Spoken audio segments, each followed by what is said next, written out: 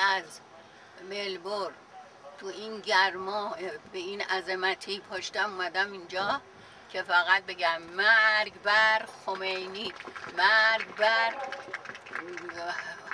اونهایی که به این ملت هی اذیت میکنن، مرگ بر تمامشون، همه رو اذیت میکنن، مرگ بر اونها باشه انشالله. خدا همیشه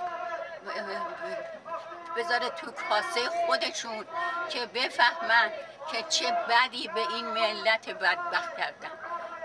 من همینو میگم دیگه، چیزی نمیتونم بگم برای اینکه من حالا. چند ساعت تو راه بودی مادر؟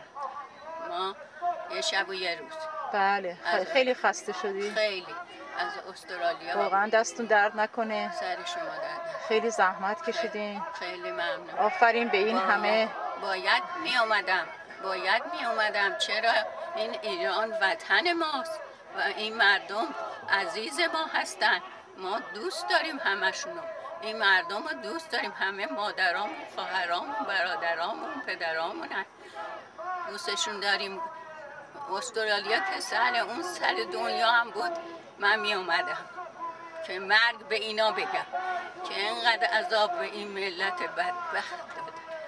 حرفی دیگه نمیشه.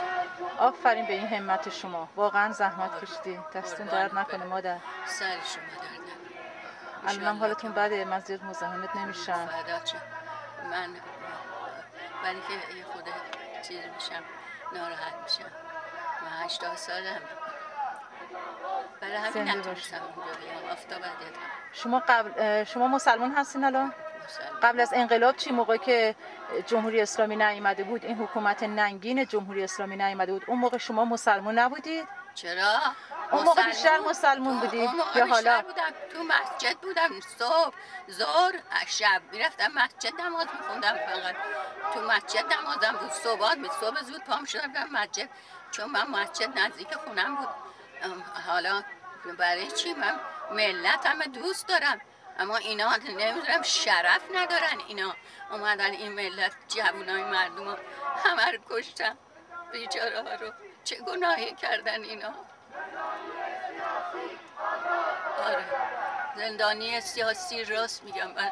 همه باید اینا هم که بچه ها میگن باید آزاد گردن. زندانی سیاسی باید آزاد گردن.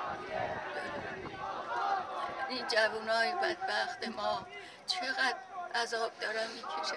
خدا ذلیل کنه انشالله او باعث شو، هر کی هست، نمیدونم کیه. خسته نباشید مادر، سلامت باشید، زنده باشید سالیان سال. قربان شما هم به هم.